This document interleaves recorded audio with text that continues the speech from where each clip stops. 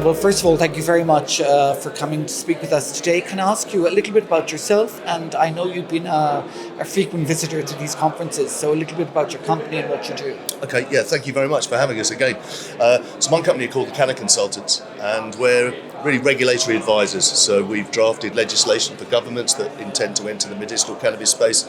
We help large companies who are frightened, don't understand the space, to reassure them. And I suppose our driver is to try and achieve best regulatory practice.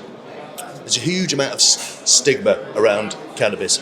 One of the major problems for us is that often the recreational, the adult legalisation lobby try to attach themselves to the medicinal teams. And those, whatever your views are about recreational cannabis, we try and keep as far away from that as possible, which is why Sigma, and I know this sounds corny, but Sigma helps us to remove that stigma.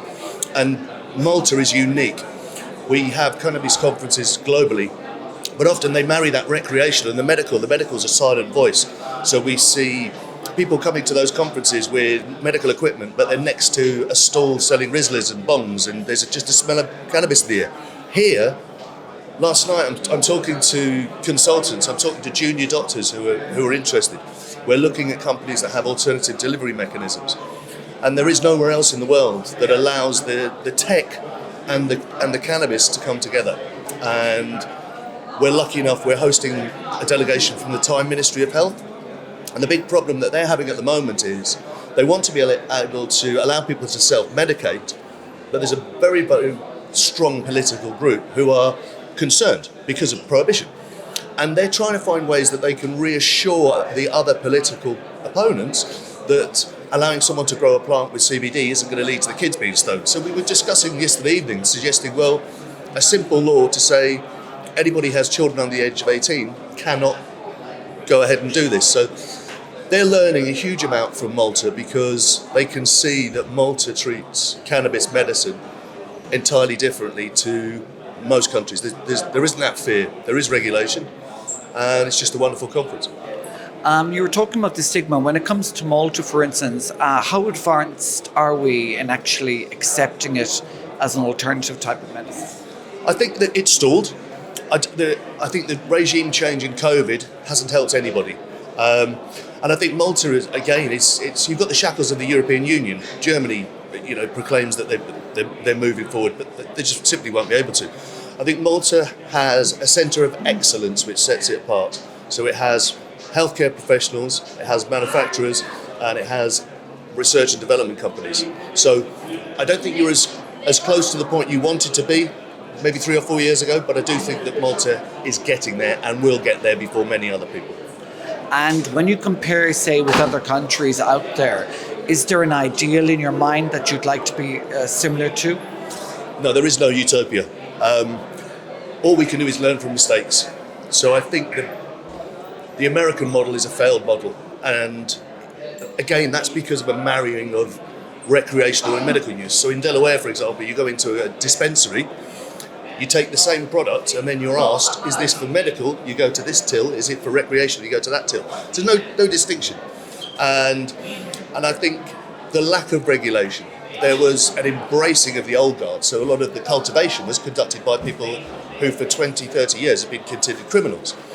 And we're now seeing agricultural companies enter this space and pharmaceutical companies because we're just talking about an ingredient.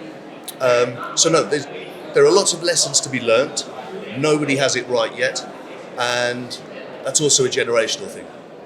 Whenever I'm discussing the medicine, I try to focus on the words cannabinoids and distinguish from cannabis. You say cannabis to people and they think stoned. We have to be honest as well. People have psychotic episodes.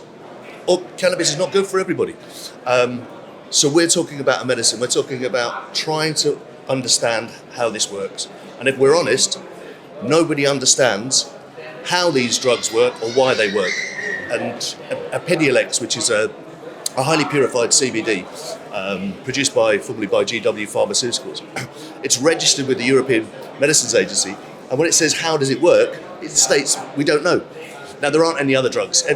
Every other drug, we understand how it works and why it works. So we've got to be honest. We've got the willow tree. 100 years ago, people didn't know for pain relief, whether you chewed the bark, smoked the leaves, drank the sap. That's where we are with the cannabis plant. We don't know what CBD does. We don't know what CBG does. There are 144, a minimum of 144 cannabinoids. Some will be toxic. Some will be exceptionally beneficial. And our fear is, and goes to your question of is there an ideal model, where we see adult recreational use legalised, not decriminalised, legalised, all of the money, the investment pivots towards getting people stoned. The investment required to understand the medicine is lost. And tell me, you've been coming to these conferences for a good time, to Sigma, of course, and as well now to MedTech. How important do you think these conferences are for people like yourself? I think for those of us in the medicinal cannabis space, they are essential. And we've seen our position move from it being sort of in the corner. We now have our own space in the conference, and that's testament to the fact that I'm standing now in front of you. It gives us the opportunity to come together with like-minded people and spend time discussing developments, discussing problems. The Thai government and the Maltese government are learning from each other.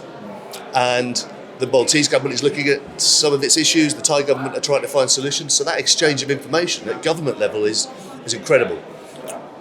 And as someone with a lot of experience and, should I say, knows what you're talking about, have you, for instance, found the ministries, especially of health and other sectors, accessible to people like yourself and the knowledge that you have? We have had in Malta, from the first time we were invited to this conference, the Maltese representative from the European Parliament or minister level at every conference and at the dinner in the evening. And there's a level of engagement that we don't find in other countries. So from a support and access perspective, Malta leads the way. Okay. Well, thank you very much. We wish you the best of luck and we hope to see you continuing to attend the conferences. Thank you Thank you very much.